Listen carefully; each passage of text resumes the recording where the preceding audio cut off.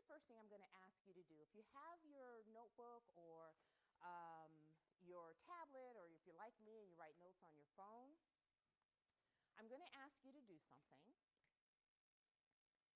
And I'm actually just going to give you 30 seconds to do it.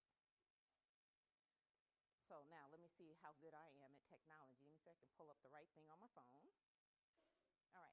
Here's what I would like you to do, and this goes for you too also out in streaming land. I want you to do this work as well. I want you to write a list of the traits or characteristics of a leader. So when I say the word leader, what immediately comes to mind?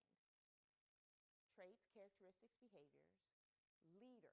When I say the word leader, what immediately comes to mind? Don't overthink it. Just write out your list, and I'm going to start my clock for 30 seconds now.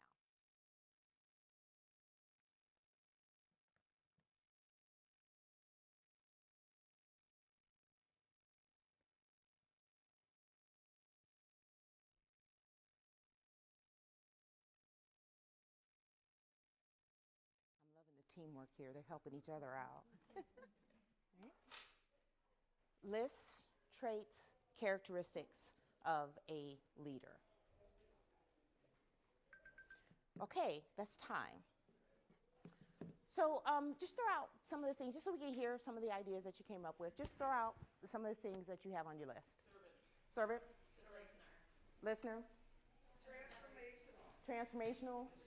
Strategic. Mental. Okay. Inspiration. Empathetic. Compassionate.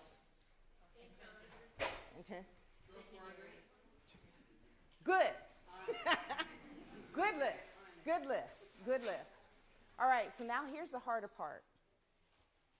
I want you to take a look at the list that you created, and I would like you to circle, highlight, underline, put a check mark by the characteristics that you think that you possess.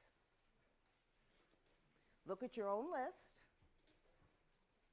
and make a circle, highlight, check mark of the traits that you believe that you possess.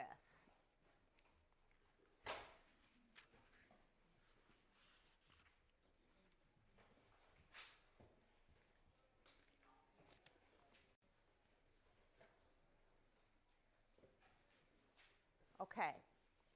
So the question I'm going to ask you now is probably not the one you're expecting, because I'm not going to ask you about your list. I'd like you to share with me, what was that experience like? What did it feel like to make this list and compare yourself to the list that you created? Who would like to share first? Yes. Okay.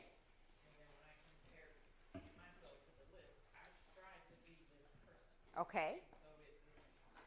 Okay. It wasn't hard. Okay, very good. So I'm going to ask you to speak up, and I will also try and repeat for our streaming audience.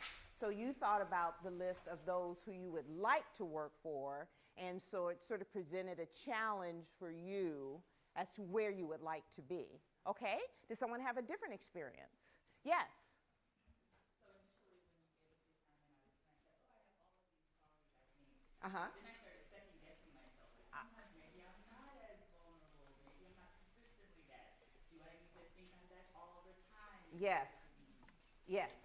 Oh, I very appreciate you sharing that. So she said that when she first looked at the list, she was like, oh yeah, I got all that. And then as she really started reflecting, the power of reflection, started to second guess it a little bit and wonder whether or not she truly did possess those qualities. Because sometimes there's definitely that delta between where I think I am and really where I actually am, where I'd like to be versus where I actually am. Okay?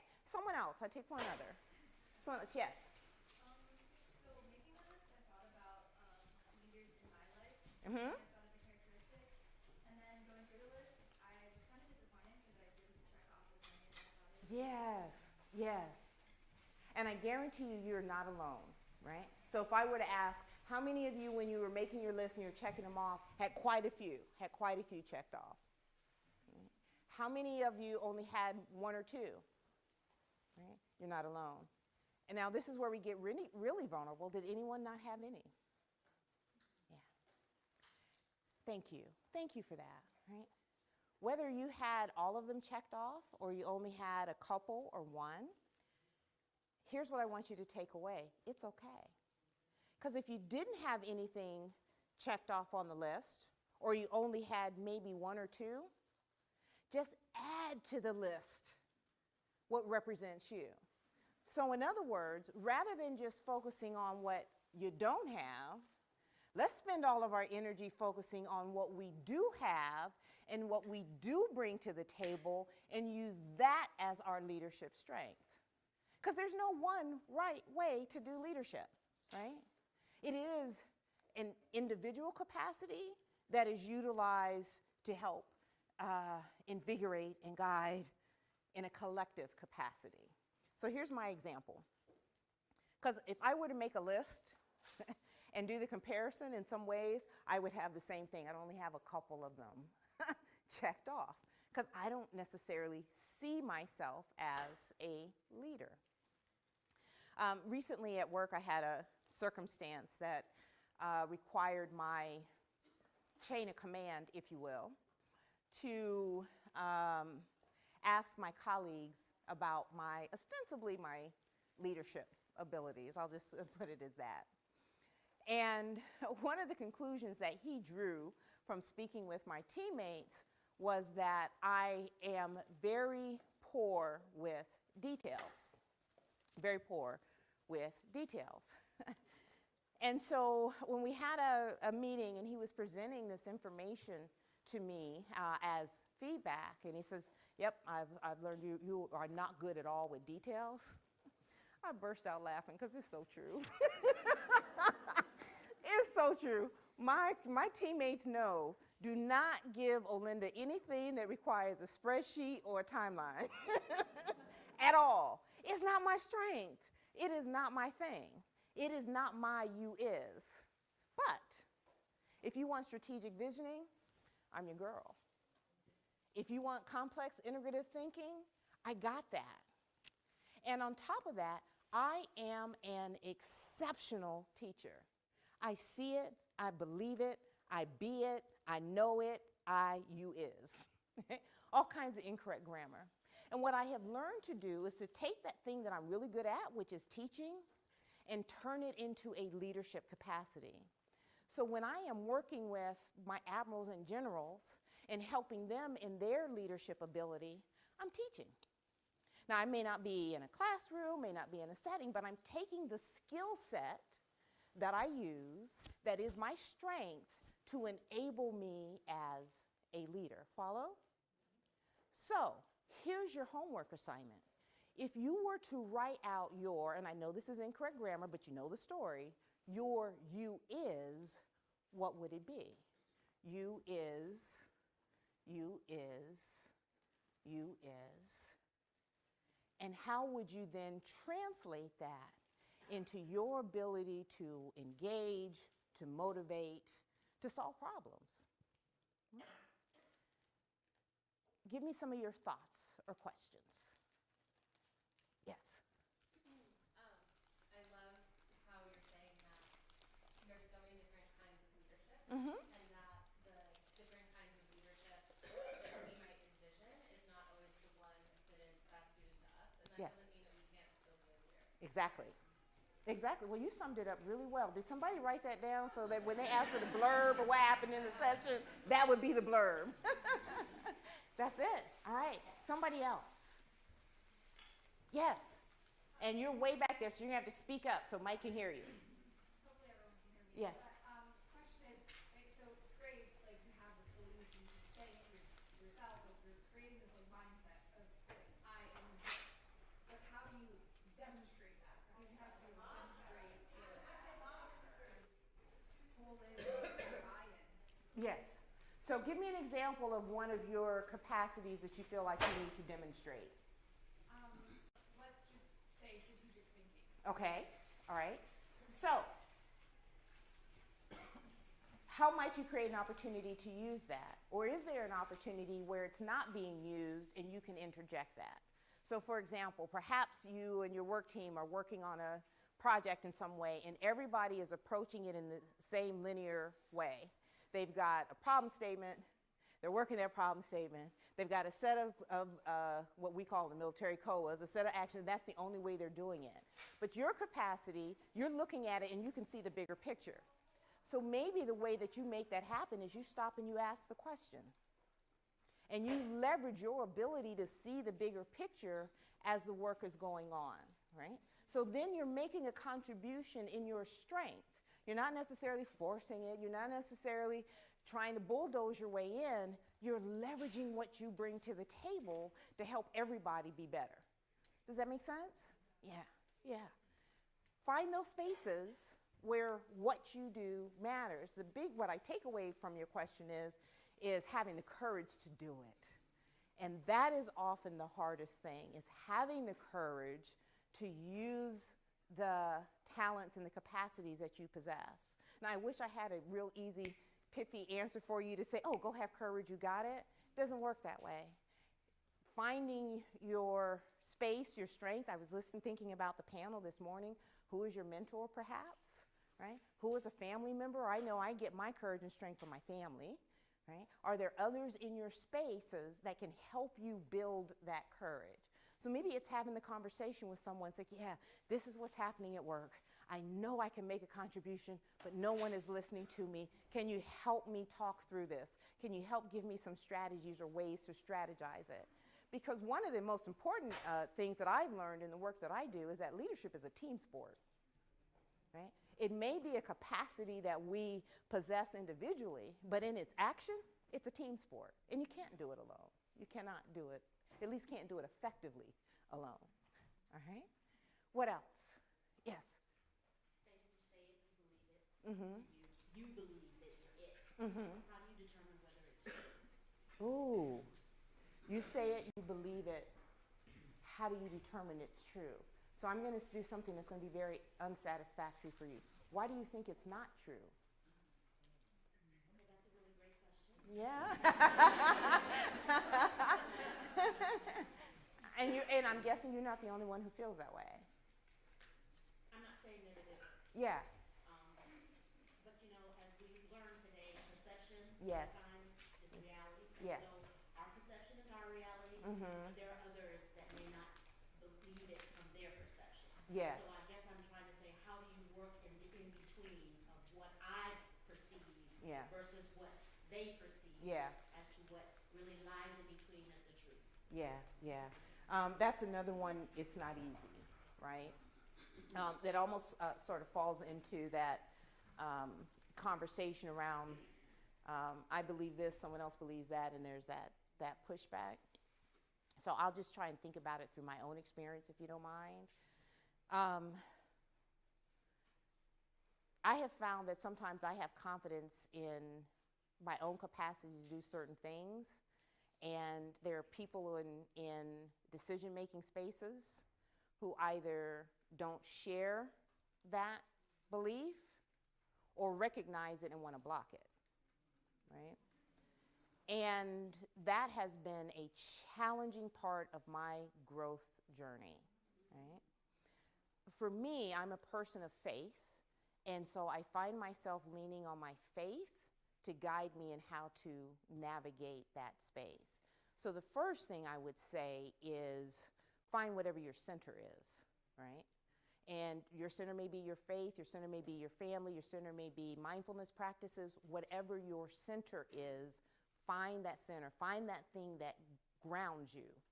Because it's the thing that grounds you that's going to keep you standing when you're thrown off balance with the differences between I believe, they're blocking, right? The second thing that and I'm still working through this, right? The second thing that I have learned to do is to not internalize someone else's doubts, right?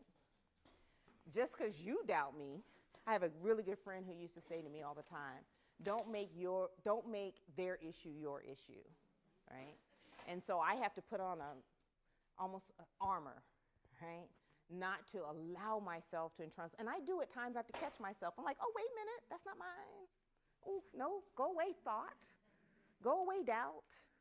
Because I know I'm good at what I do. I don't care what anybody says, right? So sometimes you got to talk yourself into, as we say in my church, we got to preach yourself happy, right? Right? The third thing, so 1 is centering myself, 2 is not internalizing. The third thing that I've done is find people who do value what I do and direct my energy in that space. And that's what's allowed me to do the work that I do. Because there are certainly people who said, oh, you can't. Well, what can you teach Amos? What are you doing working with folks at that level? You've never led anything. Yeah, that's true. But that doesn't mean that I can't help them, because I can see what they can't see about themselves and what is needed for them. And so finding, and it takes work, it may not happen overnight, but finding the places where you are valued and doing the work there helps secure that I believe. You're welcome. You're welcome. All right. Oh, that was, I got to clap. All right, somebody else. Yes. Along those lines, there are always going to be naysayers. Yes. People that, see your joy and want to pull you down Yeah. from it, or that sort of thing. And there are always those people that are going to be supporters. And although it's hard to do, and I have these kinds of conversations with teenagers Yeah. that I'm raising, which is you being particularly careful about who you allow the power and ability Yes. to speak into your life. Yes. So if you're having interactions with someone that's not believing in you, Mm-hmm. or sometimes we have to have interactions Mm-hmm. with those kinds of people, and hopefully sort of keeping yourself bulletproof or immune to Yeah. those things, because that person doesn't have permission. Yes. Yeah. Yeah. That permission is a strong word that we really do have to work on, because sometimes we give permission without even realizing it, right? When we acquiesce to certain circumstances or certain things, I've certainly been guilty of it, and I've had to catch myself. Let me go this way and then back that way. Yes. So one thing is, I'm a leader that leads leaders. Okay. So what I've done is I've partnered with not just my team, I've built a relationship with them that I do touch points with them to say, as your leader, I'm going to give you the safe space to tell me, am I doing a great job? Yeah. What can I do better? Yeah. How can I support you? Yeah. Because you sometimes need to hear the hard, but you also, that good comes back at you, and you kind of feel a little bit more confident and secure in yourself. Yeah. When you hear that hard, sometimes it's going to hit you to your gut. Yes. And they're going to say, I need this, and I don't feel like you're doing this. Yeah. But you will learn from that, Yeah. and you will take that as your next Yeah. step, and you will know what you need to do better. Yeah. And that will help you along the way. Yeah. Oh, that's excellent. That's excellent. I would tell you one of the things that I heard that stood out from what you just said is that you are a leader that gives your team space, Yes. right? One of the challenges that we're having in the work that we do right now is getting leaders to allow those they lead space to fail, right? And that's hard to do when you're in the leadership position or you have accountability and you have responsibilities, because you got to get it done. And you don't want the person above you, right, coming down on you. But if I'm not given the space to fail, how do I ever learn? And if you as a leader are constantly jumping in and doing it, then they never develop that capacities for themselves. I just gave a talk with for the Marine Corps, and the Marine Corps has this great, I'll just call it guiding document called Leading Marines. And it's available publicly. What I love about this document and I love about Marine Corps culture is that it places an emphasis on the leader's responsibility to develop those under their charge. That's your job as a leader, not just telling people what to do. And if you're approaching leadership as telling people what to do, you're not leading, right? You're just doing stuff and making people mad. Right? All right, there was a hand here. I was just going to kind of follow on some of the conversation about giving people permission to make you feel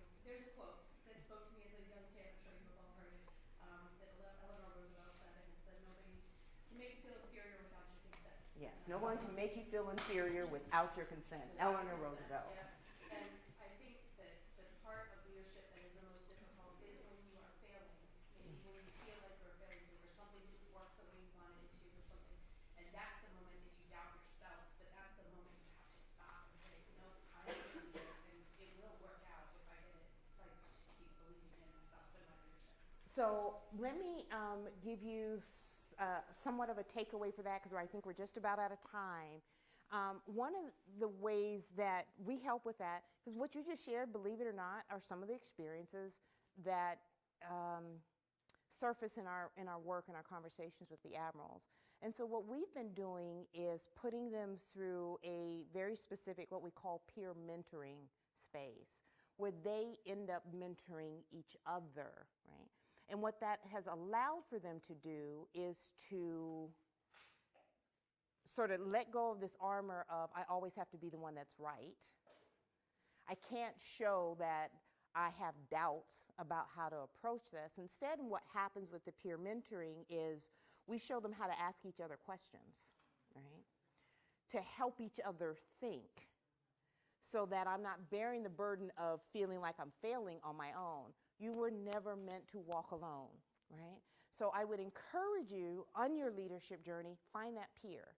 Find that person that you can run your decisions by, that you can run your questions by, that you can run your insecurities by, so that you can be the person that you always intended to be. So I get to end it by saying, say it, believe it, and be it. Thank you. All right. So I believe we have a 20-minute transition time. I'll hang out down here if you want to chat a little bit further, and then I believe you get to move on to your next event. So thank you, guys. Thank you.